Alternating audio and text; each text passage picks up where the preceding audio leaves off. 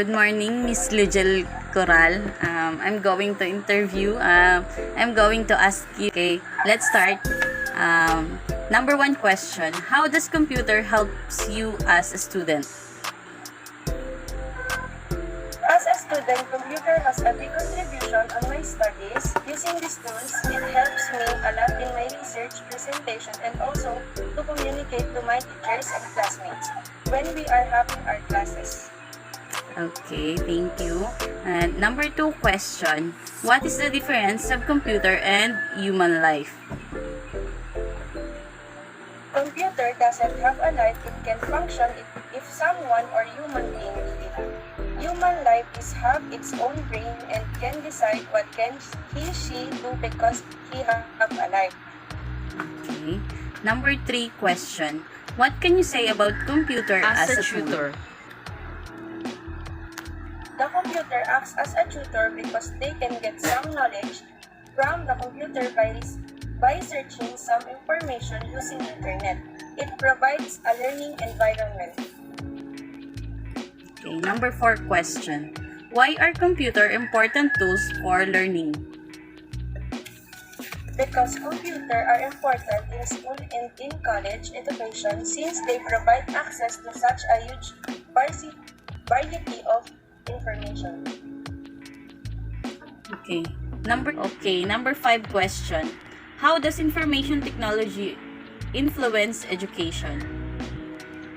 Technology also plays a huge role in increasing students' productivity by giving them the tools they need to be more successful as well as motivators and rewards when they perform well. Number six and the last question: do computers help you as a student to learn better?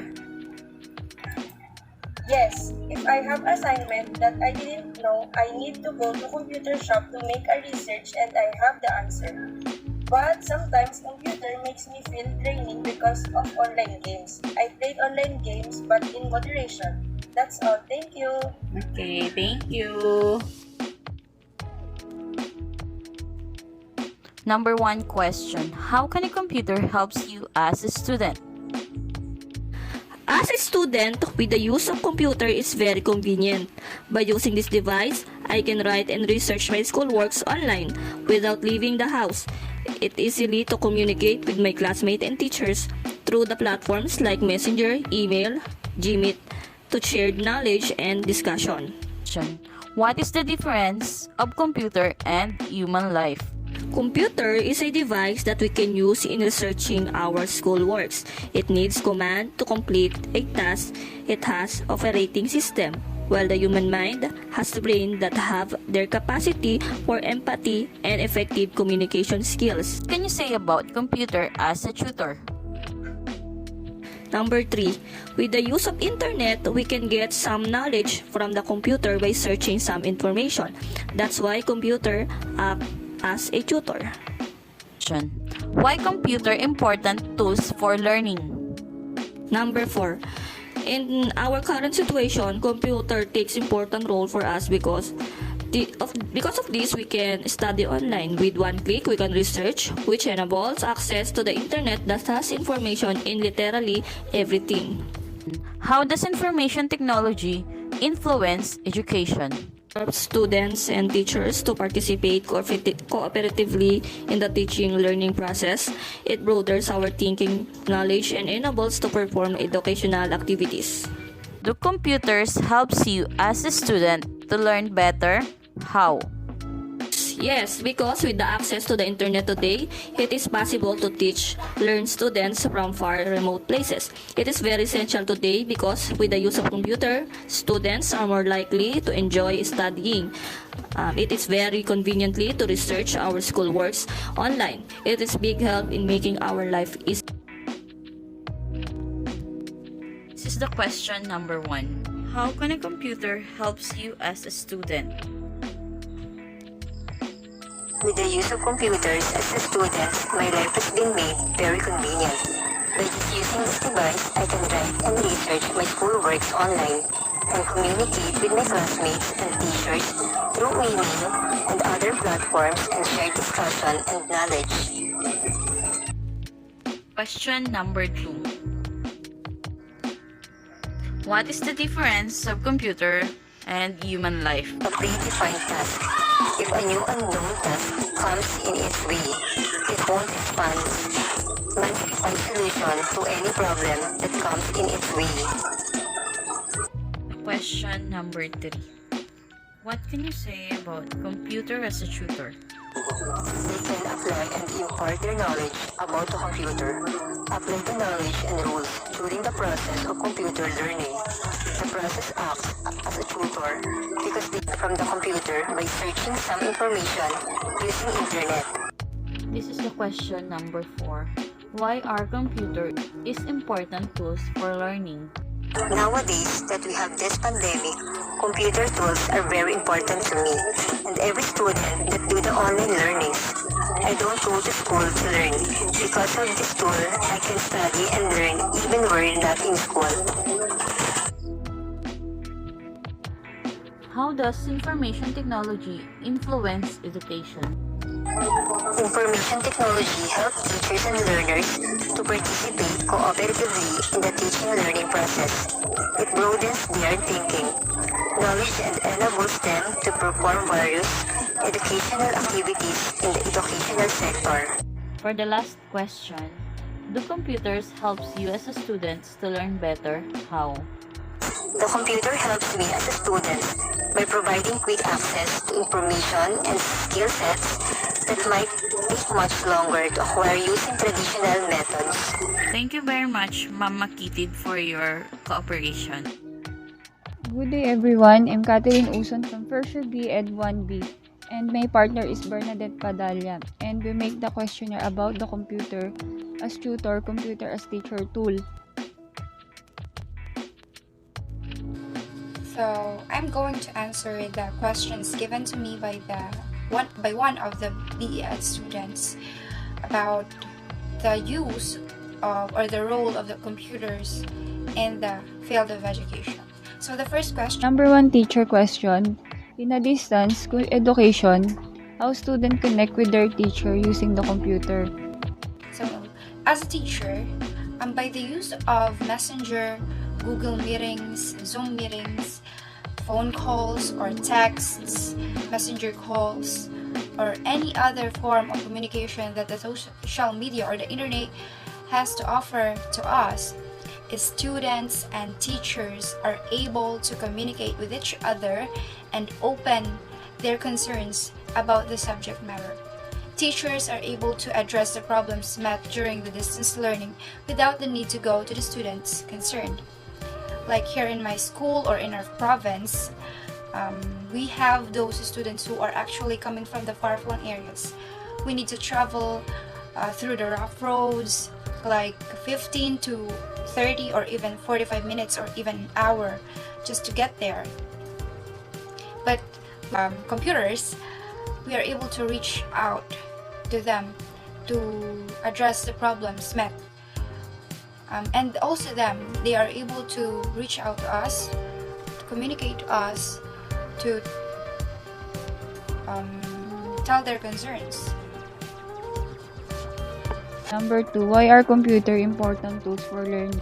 It makes the learning more lively, more meaningful, and for us teachers, computers play a very important role in the workplace. Through the use of audiovisual learning materials, students can easily catch up with the lesson.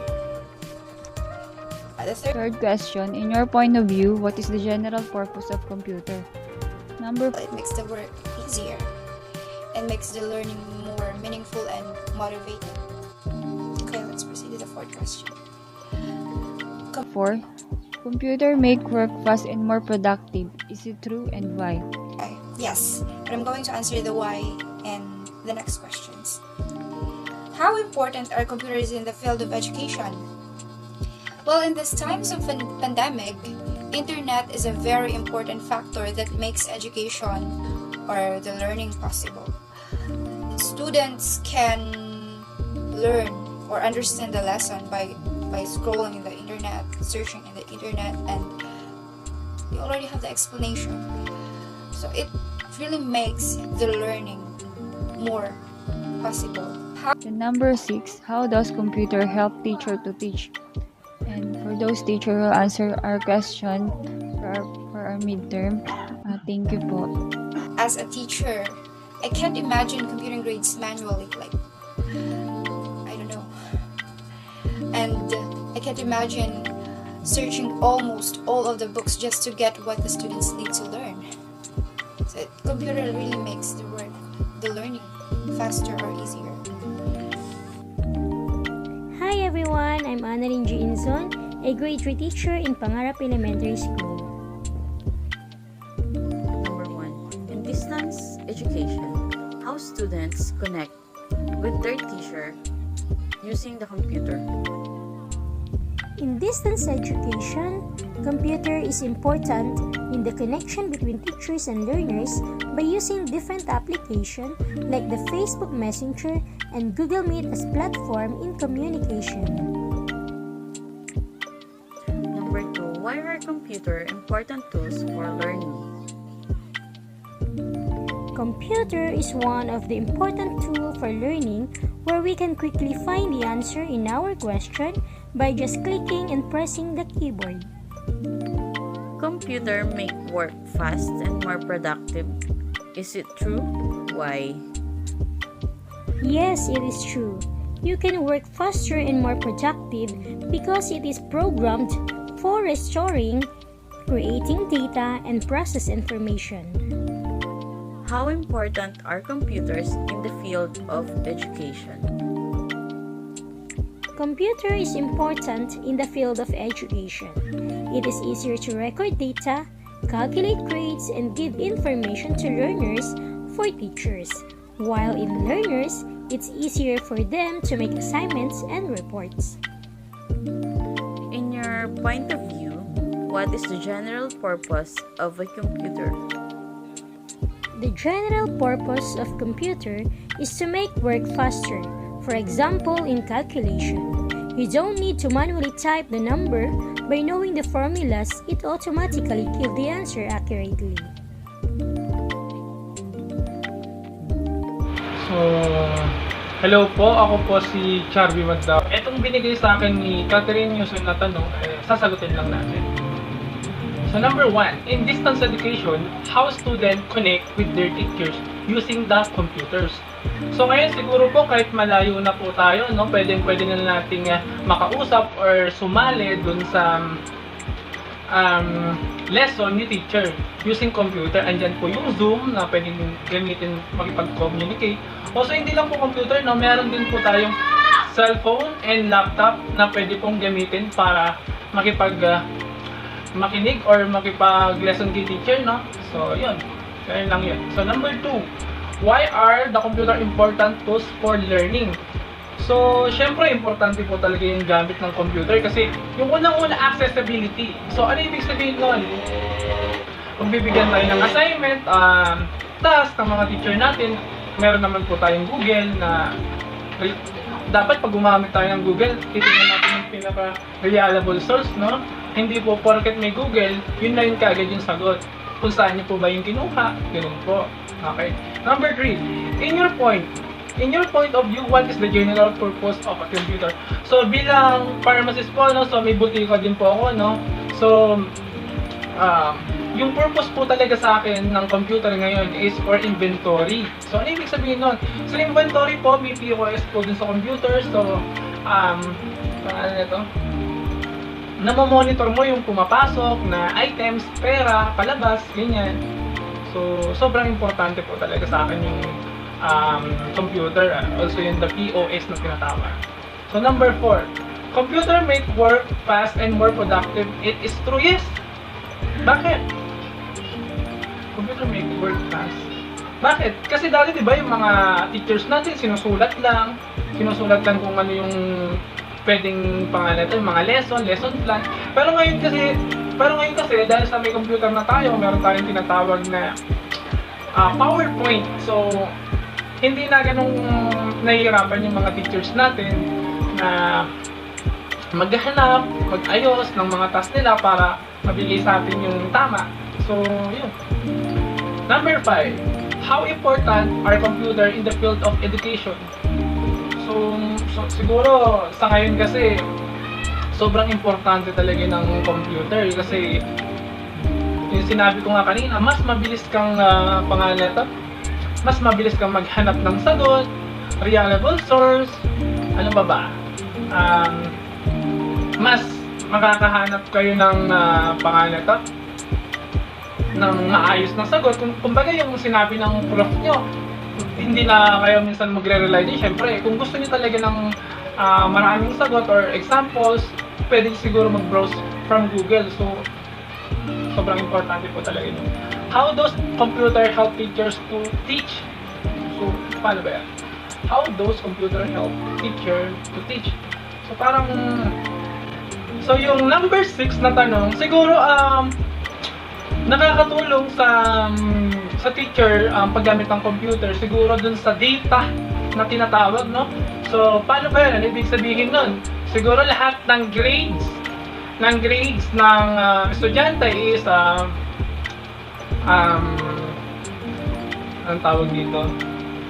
Pwede niyang i-monitor through anong tawag? Excel, yun. So, through Excel po, pwede mag-save or gumawa ng grades na ginawa ng estudyante nyo na isa-save ng teacher nyo. So, siguro doon yung nakakatulong yung computer sa teacher. So, yun lang.